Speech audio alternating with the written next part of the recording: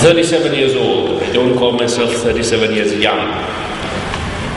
Because in reality, in my chosen profession, where you have a very short shelf life, I'm at the back end. I'm in my twilight years. And when I was asked to speak, I took a long time to really think about and to form and formulate some ideas about what I was going to say to you today. From vision to impact. This will probably be the least technical address you'll hear today, because I'm here just as a person who plays quite a silly game, which today attracts the attention of over 2 billion people. What is a vision in a non-religious sense? Many of you will have many different ideas.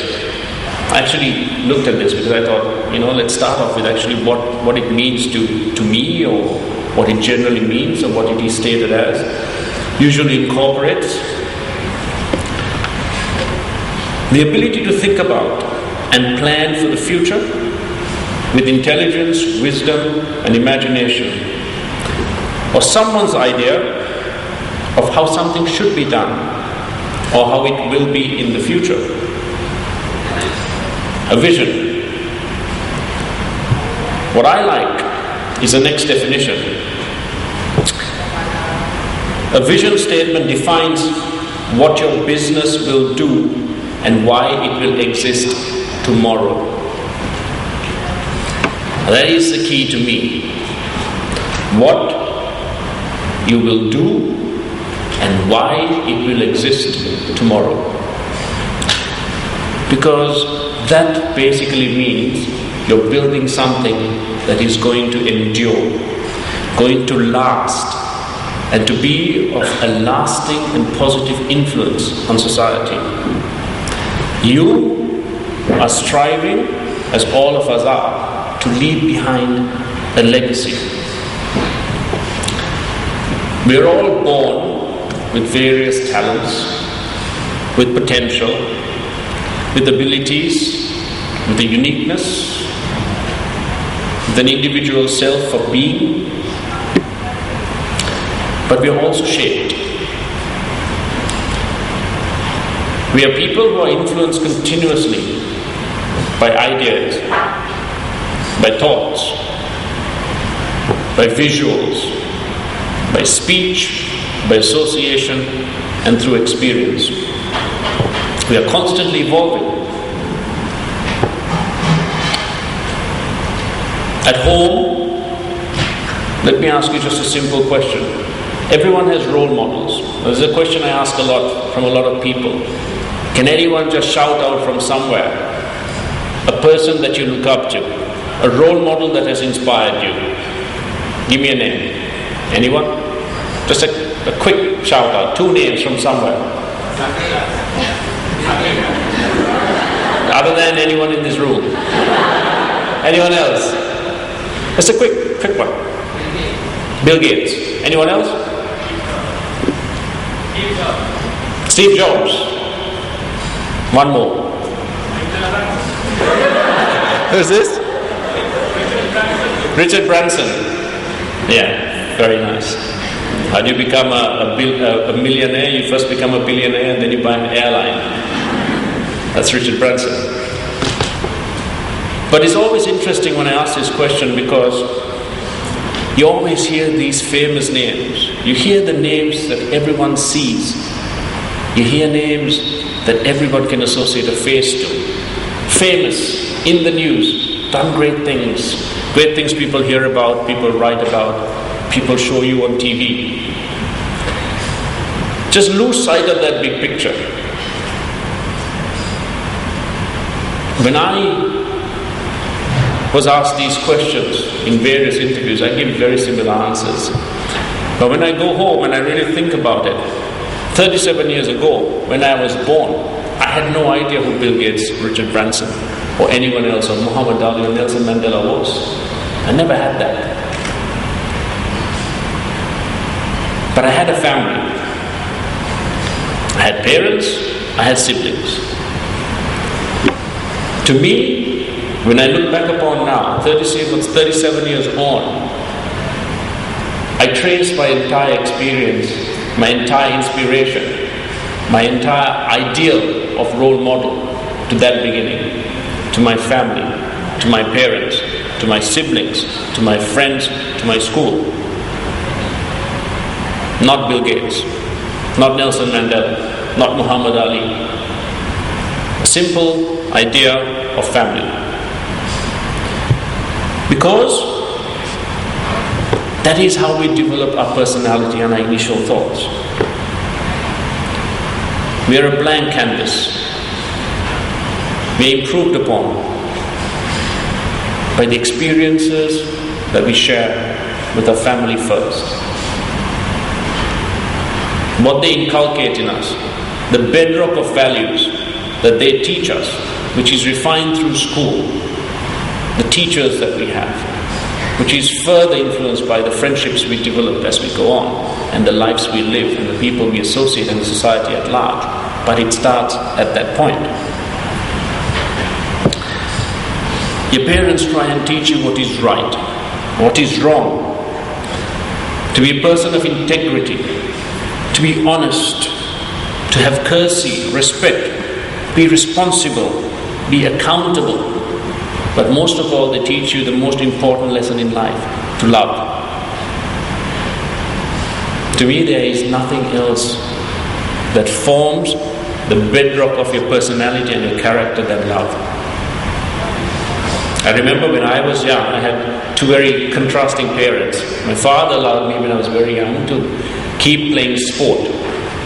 Up until grade 4, if you take my year-end exams, the 8 columns next to the subject said absent, absent, absent, absent, and absent.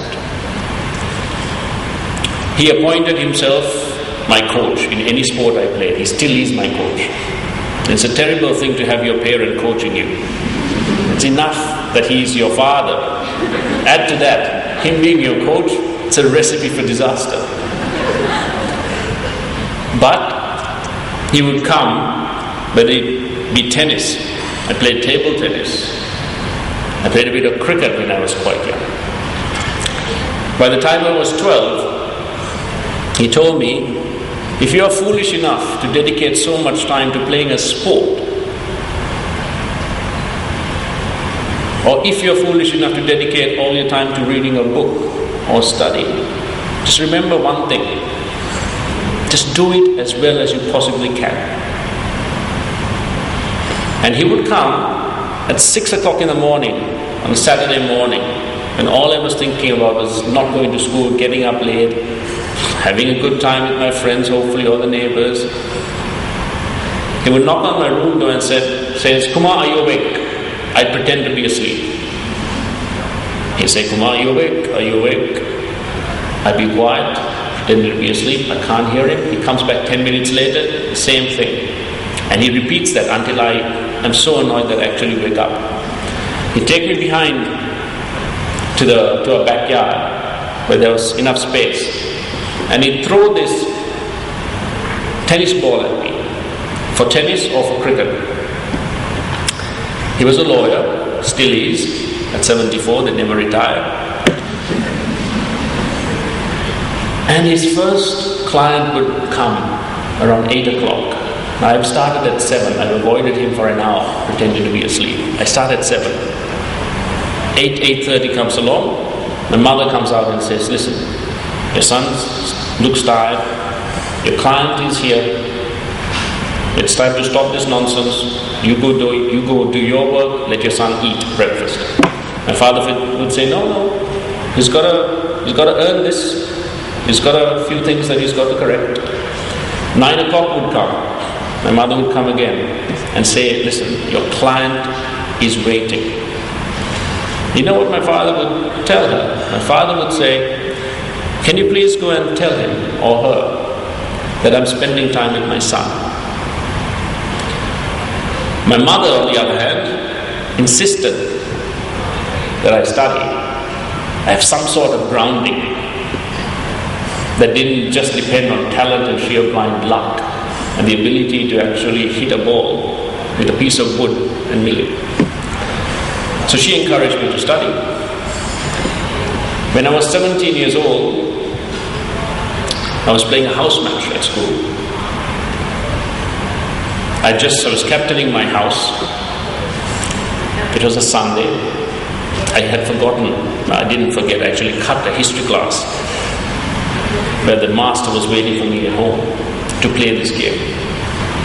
I finished fielding, led my team off the field for the innings that we were going to bat, and I see my mother, arms folded, standing next to the dressing room. I'm 17 years old. I look at my mother, her face doesn't look very promising. She doesn't look very happy.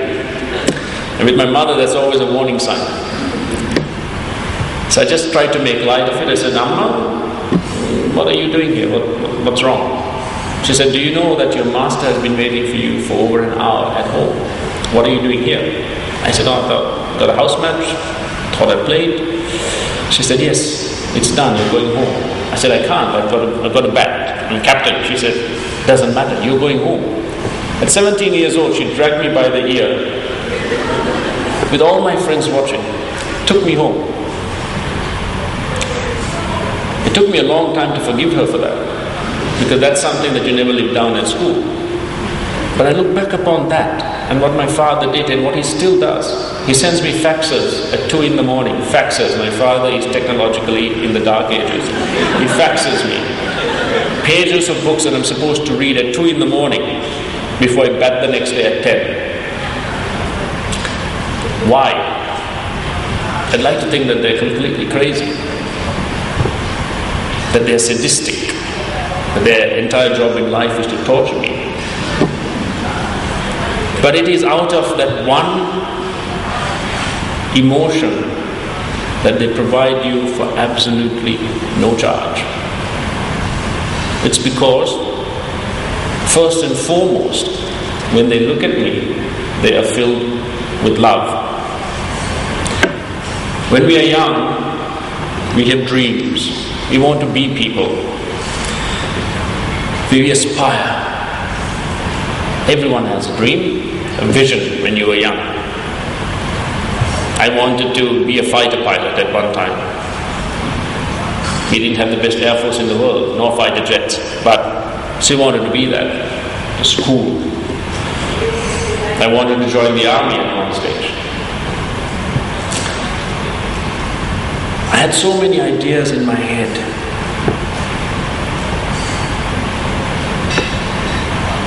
I wanted to be someone, something that I liked and I wanted to be.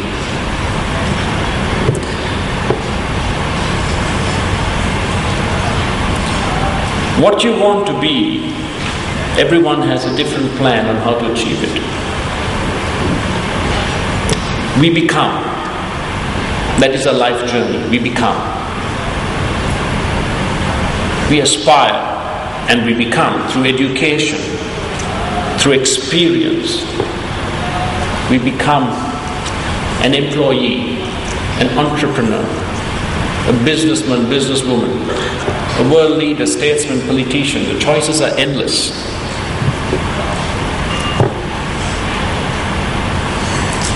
We continuously strive. We motivate ourselves with various reasons.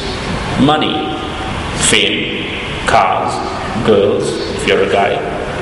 Women don't think the same way of men, I think. But we struggle. We fight every day, we wake up, we face challenges.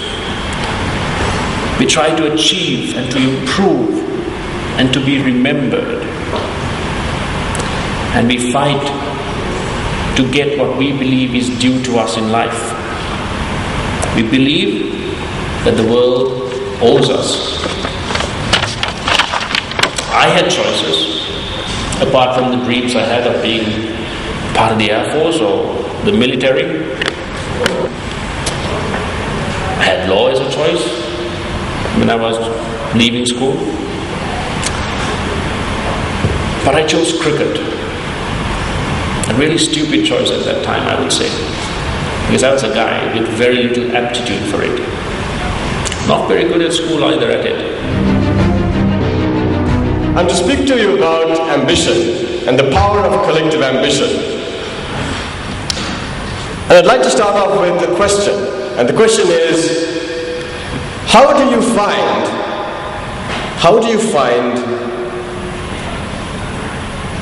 that special something inside of you? How do you discover the greatness within you?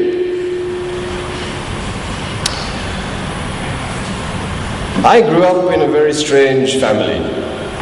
My mother is a Sinhalese from the south. She's also half Sinhalese. She's part Burger. My father is a Tamil from Jaffna. And I'm now married to a Muslim. I'm a Christian. Very confusing. But growing up, it was wonderful and difficult at the same time. I come from a very, very average household. My father worked hard all his life to ensure that we had what we need. But it was difficult. My mother was a stay-at-home mom. She was one of those moms, Dhananjay, who told me not to get off the bus and told me to sit in front. And I was one of those kids. I was a passenger. Will you come to the back? No, I'll sit here. My mom told me to sit here. I was that guy. But my father, on the other hand, was a rebel. He was a strong guy. And he realized that unless he kicked me where it hurt, I wasn't going to make anything out of myself. The fact of the matter is, I had to face the fact that I wasn't a great academic. I certainly wasn't going to be my good friend Kumar Sangakkara. Was pretty average. And to make matters worse, I started out life at a very rural school. In fact, there's someone in the audience who knew me at that time. Udaya, I'm not sure where you are, but you knew me at the time. And I passed the grade 5 scholarship examination and gained entrance to a very prestigious school in Colombo. But at about the same time, an interesting thing happened, a rather sad thing, but also beneficial to me. One of my father's friends, a very close friend of his, lost his son. And his son studied at St. Thomas's College, Mount Lavinia. And my father went for the funeral. He was terribly sad. But you know what he did? He called the warden, or the sub-warden. He said, listen, I've tried to get my son into St. Thomas's College over and over and over again, and you've rejected him. You've said there are no vacancies, but now I know there is a vacancy. This boy is dead. Take my son. So the one said, oh, fine. We'll have to test him in Sinhalese, math, English and science. And I passed. And I got into St. Thomas's College, grade 5. Dhananjay, the last time we met at St. Thomas's was near a tree, if you recall. You challenged a gang. I was the guy on top of the tree with the gang. I'm just kidding. But getting into St. Thomas's in grade 5, with the background that I came from, the school that I was at, was very difficult. I never won anything. In fact, the only prize I won at St. Thomas's was 3rd place for a recitation contest. I never bothered the scoreboard in cricket parlance. And by the time it came to my O-levels and A-levels, I was doing fairly well academically, and I was taking part in sports and things, but never a colorism or anything like that. And I became a prefect, and I think it was one of those mercy appointments, Poor guy, he's been around, he's really trying, let's just make him a house prefect, he's going to leave in a term. So, yeah, that's what happened, literally what happened, because I became a house prefect, never a college prefect. You know what that means. And it was just for like 2 months, just before I left school. So, a very, very average life at school. And my father, being a very strict, tough disciplinarian, knew that unless he did something, unless he made a severe intervention, this was going to be the rest of his son's life. Average. Average. And it wasn't great, I'll tell you that. And so he comes to me one day. He's not with us anymore. I lost him a few years ago. And he gives me a book. And the title of the book was Losing My Virginity. How many of you have read the book? Okay, Losing My... I was like, wow, Dad. Now we're talking. But you know, I kind of lost it a little while ago. I don't know if you know this, I didn't tell you, but the book's kind of... But he said, no, I want you to read this. And I did. It was written by Richard Branson. It was his first autobiography. And I was blown away by this guy who was a dyslexic. Couldn't write numbers down. He was an utter failure. There was nothing special about him. Average. And here was this guy who started company after company. He faced failure after failure and became an iconic figure. One of the world's most successful men. And then I read about how he launched out his company, the record label. And I thought, okay, that's what I'm going to do. I'm going to launch a record label. And so by this time I had gotten into university, I got together with a few friends and I said, let's launch a record label. Of course, I didn't know the first thing about launching a record label. And my friend told me, look, forget about it. We don't know anything about music. It's not going to happen. But there's this thing called the .com bubble. Okay? There's this thing called the internet. So let's try to do something with the internet. I didn't even have a computer at home. And neither did my friends. But what we did was we launched a company. We called it Genesis Design Studio. And we launched what was then, in 1998, Sri Lanka's first free classified advertisements website. And the guy who designed it, I'm serious, I'm not kidding. He bought a book, and the title of the book was How to Design Websites. Okay, and he sat down, he read it, and he designed something using some form of software. I'm not sure what it was. I'm sure it was some form of HTML. I'm sure Dalit would know much more about it than I would. But he designed a very basic site where you could place your classified advertisement website, advertisement free of charge, and hopefully have your whatever it is that you wanted sold. So we did this and we launched it as 4 university students.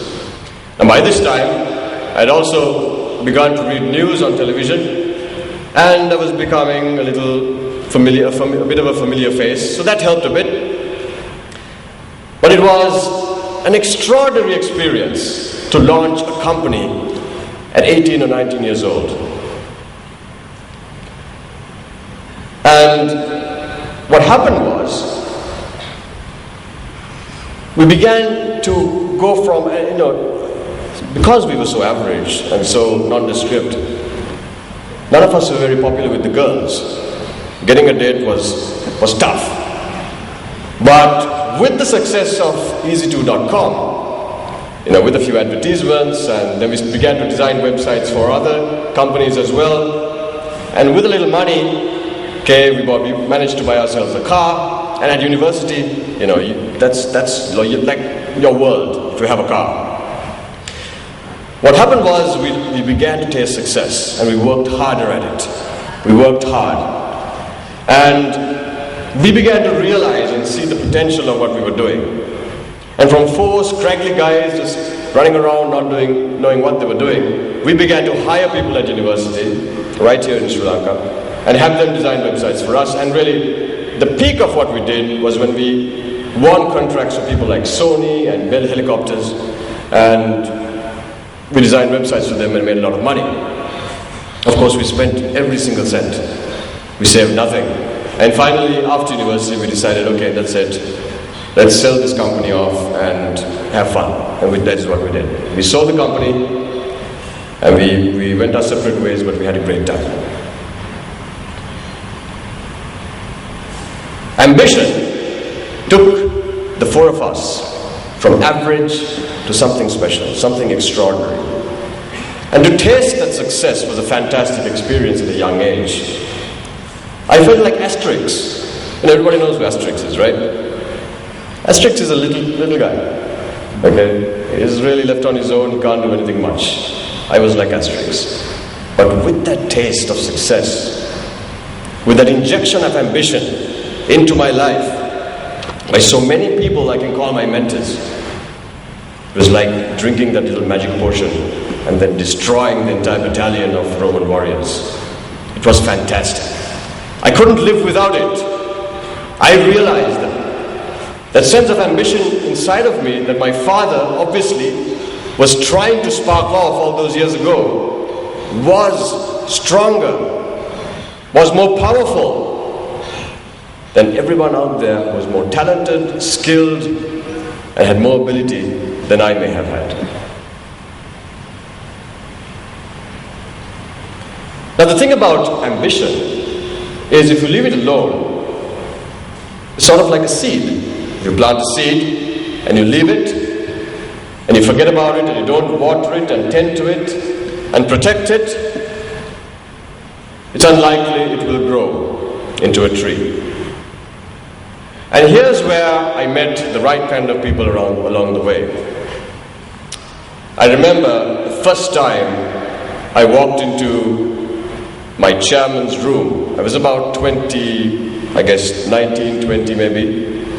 Mr. Rajamahendran, the chairman of the Maharaja organization, he'd seen me reading news, and what he didn't know at the time was I used to tie my ponytail behind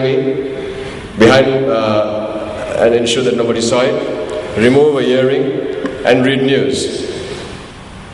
So when I went to see him, I went with all of that. I was like, you really? The guy, he was shocked. And then he made me sit in front of him and he asked me, so tell me, what do you want to do with your life? And I told him, I said, sir, and I didn't know much about this man, I'll be honest with you. He was far removed from where I was at the time. I said, sir, you have a great room. I'd love this room. I'd love a room like this. This man was the chairman of the company. And his greatness is such that, did you know what he told me? He said, if you work hard enough, why not? You can have it. And then he called the group director at the time, Mr. Manu Vikramanayaka, and said, hey Manu, this guy wants your job.